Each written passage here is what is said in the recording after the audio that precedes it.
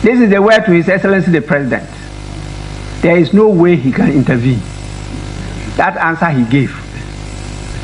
That is now before Parliament. And when he gets to a stage that he will come in. Hey, please.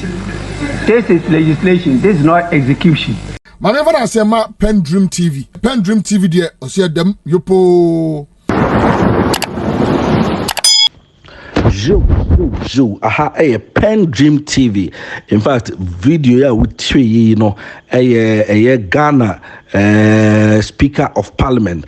Alban Sumani Kingsford Bagbin the nudin some anase warning na wato edi ama omanpenyini Akuffo Addo wo obra ene one omanpenyina bedi a kire ofri America manmu abagana onsrahwe na wo omo press conference ase no America ni journalist baako eko bisa omanpenyini Akuffo Addo question baako a na o kire mu se omanpenyini ya tese Ghana ha no ma pass law bi ewo eye mrahye badwam anasa mo de law bi akoto ho no a mo person mo pass say homosexuality no mu twam kra na mo so mu chese mo ma ade no ensi ewu krum hanom na aseme na owo ekafa ho na obisa asasem yi no na nka Ghana for dodo na expect say nka omanpenyini Akuffo Addo betumi asechire ne nse aduasa mienui na nka watumi aka emu nokre akire because this is not the first time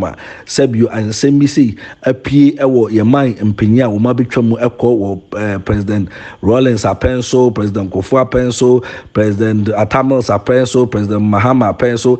This is not the first time mu nyina no can say has been confronted with in one way or the other with this kind of issues omu categorical actually mu say omodie omonso so sa Sebio ensem no so etina Ghana for expect say omanpenyini Akuffo Addo eka obetumi asechire ne nse aduasa mienui nanka aja watumi akamu nokre akire omo nanka akire se ono de onsoso sokra wo de yenko tie se de omanpenyini Akuffo Addo eka ne de no ye ba na afei yakobo bagbin so warning na ode akoma Akuffo Addo akire mu se ne nsam na okeka no man warning was an insam so yanko na yankuti Akuffo Addo ninsam no kind of embra.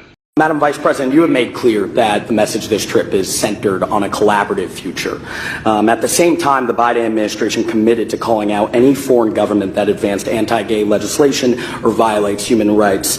All three of the countries that you are visiting on this trip have advanced or proposed anti-gay legislation. Ghana has proposed a bill that would imprison those that engage in same-sex intercourse. Gay sex remains a crime in Tanzania, and same-sex relationships are outlawed in Zambia. What have you said to the president and plan to say to other leaders on this trip about the crackdown on human rights? Oh, yes. What's the name? Sorry, Zolan Kano Youngs of the New York Times. Zolan Ms. Young. So thank you for the question. First of all, we don't have any such legislation here in Ghana. A bill has been proposed to the Parliament of Ghana, which has all kinds of ramifications, which is now being considered by the Parliament. It hasn't been passed, so the statement that there is legislation in Ghana to that effect is not accurate. No legislation. The bill is going through the Parliament. It's going through the Parliament. The Attorney General has found it necessary to speak to the committee about it regarding the constitutionality or otherwise of several of its provisions, and the Parliament is dealing with it. At the end of the process, I will come in. But in the meantime, the Parliament is dealing with it. And I have no doubt that the Parliament of Ghana will show, as it's done in the past, first of all, its sensitivity to human rights issues, as well as to the feelings of our population, and will come out with a responsible response to the proposed. The legislation was a legislation that has been provided as a private member's bill.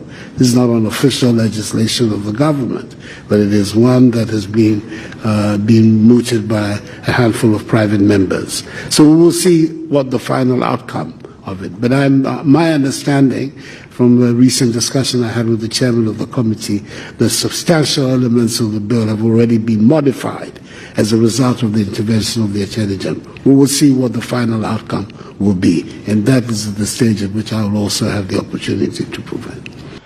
Nti aha PENDREAM TV enti eye omanpanyin Akuffo Addo obra media ni no anase journalist of free USA America maimu ebisa no question say ya tese ma pass law bi wo Ghana hasamo ma homosexuality no enya adwuma ha no ensamo a eye omanpanyin Akuffo Addo no otumi edi eyi ano ena makoti uti asama omanpanyin Akuffo Addo kadia na kire say ono no sede omanpanyin eye Rollins mo Kufuor mo Atanos mo Mahama mo tibisi chiro mo se ekasi abrofu yanim se hey ya de sabi ya nso so sanse muhunu we so ye man mu ha not under our offense rule as president and ye betumi ama ho kwa masa adewi akoso ye man mu no o man panyin Akuffo Addo de ono ne dia okaye ene se chese o pese o defe abrofu na o chiro mo se ono de bill na eda honom bill no enye sebio na ban na akuchiri de akoto honum da bi enye na ban na atu saa anamo no na mum individuals bi na omaka omo ho abom private members bi na omakom ho abom na oma present bill no de ama parliament enye den enhwem na ono omanpanyin Akuffo Addo no sebio na ban no de omo no omo gidi say parliament behwe na omo de human rights mun sensem ne ho ade no atumi ehomra no atumi de aye adwuma no omo atumi ahwe na omo atumi a make sure say omo be ma ho kwan ama emra aye adwuma e wo Ghana ye nyina so yanim say ye ka human right for ya omo na ne nam ha sabi omo keka say tumudie ne muadie ne ho ade ade no ye ma ho kwan ma saa nyoma no ensi e wo krom ha enti no say omanpanyin e ko kasa asem bi say no ka say ono de ono no osusu say Ghana parliament be ma ho kwan na first human rights first laws no ye de be ye adwuma e wo Ghana ha no ahwe say empu ekoba say ebe dimpa ono no will intervene obehwe say obe intervene na watumi abon homode say the parliament will do the right thing na saasem ya okoka yi no ena anti Alban de kra no say hey asa me no manpanyin Akuffo Addo person kan asa ye ndi agro okrum ha o ye ndi agro e okrum ha in fact Ghana ha no wo say oti asese wo Akuffo Addo na nya wo de asebe wo beto o man no ena o man no ye wo yen hyehyeye ena ye wo kwan a ye fa so ebu ye mra e okrum ha ye constitution na nkasa krampo no e kasa tia sa de e wo mu say ye shed da ma emra bi explicitly enchre mu emfa gay ne lesbianism ne moadie ne ho ade no enko mu shedanye ho mrakete de na mum the main constitution de ekasatia enti no enye afei na ye no ye ba beka asam foforo bi ewo akere abrofo no na mepese yekọ na yekotie yesede Alban esu eka ne nsam no na otro sa warning no e de koma na yekoba yatoaso. We need to legislate. Our friends just passed their law in Uganda. We may not go the way they have gone because our constitution is very clear as to the direction we should move. And so we'll be guided by that. Because if we pass any law against the constitution, it's unconstitutional. So we have to do that. And so what are you afraid of? If you have the whole people behind you, if God is with you, who can be against you? And if God says, please go into the wilderness, multiply and fill the world. That is God giving you that command. If somebody says, please don't multiply, how can that person be strong? I don't only speak this way in Ghana. Even at the last meeting we attended in IPU, at Bahrain. Anybody who listened to my speech, there were sentences on this matter. Luckily, maybe because it's a Muslim country, they applauded me.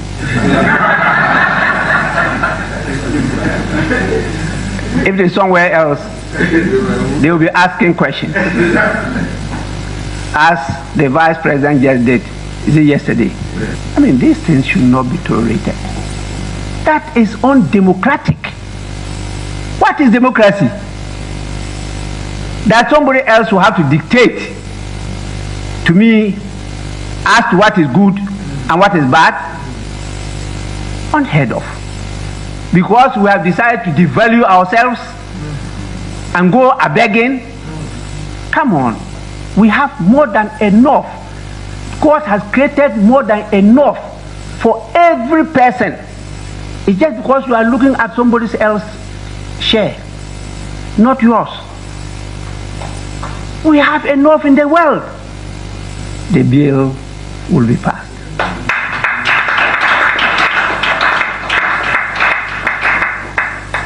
This is the word to His Excellency the President. There is no way he can intervene. That answer he gave. That is now before Parliament. And when he gets to a stage that he will come in. Hey, please. This is legislation. This is not execution. Wait until we pass it and then we direct you to execute it. That is why you come in. That is why we are representatives of the people. So in terms of law, which is part of policy, we finalize it. And then the executive now have the authority to implement it, to execute it. Let's get this clear. Once this bill is before here, he is not in charge. I am in charge.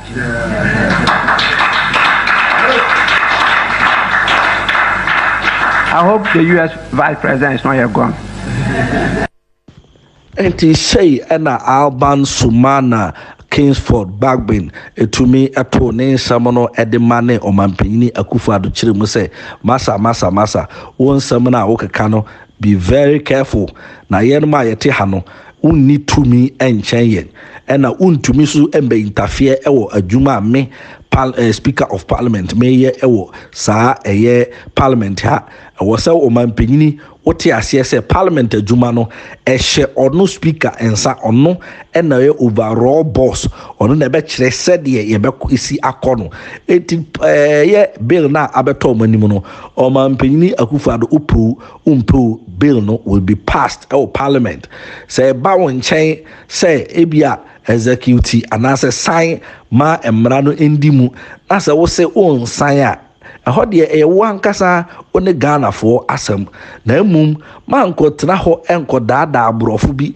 ɛmma abrɔfo no mfili sɛ wo tumi ɛwɔ Parliament so a ɛkyerɛ sɛ wo no wo betumi a intervene ama Parliament atumi asesa emra nani so atumi ama ɛyɛ gay ne homosexuality nsansamo no yatumi apase ama kyerɛ sɛ ayɛ adwuma ɛwɔ Ghana ha da bi ɛnyɛ adwuma da ɛna ɛyɛ abangbagben echiri mu a omode ono obe make sure say sa Parliament yi ebe passe under the watch to make sure say gay some there you be twa so kra e Ghana hanom e wo mu say Uganda passe omode no de na mum kwaya Uganda fa so passe omode no enye sa na Ghana for be fa so passe e de na mum ye be hwe ye mra kunini no ne se de wa kire se enye no wetumi aye na atia sa nipa bone for somewhere omo pese omo be tuatua oman Ghana no oman first Speaker of Parliament chiremu a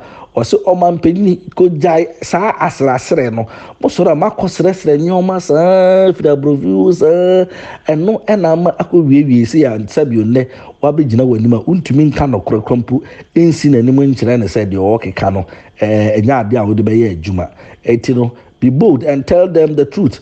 because Ghana ha no ye no ye culture ne ye bibia ye wo ha no e kire say nya ade e besoso sabio saa ensem hunu no so Alban Sumana Kingsford Bagbin ye Ghana emra hye badwani titinani anase be ka say Speaker of Parliament no ono na nu this na yekofaye ede ebrem PENDREAM TV so so be subscribe to this channel na be anytime ya edi bibi beto no so on sabe to me aka be wahu dia ekoso oman Ghana mu PENDREAM TV say edamu yopo mame fana asema PENDREAM TV de ose edam yopo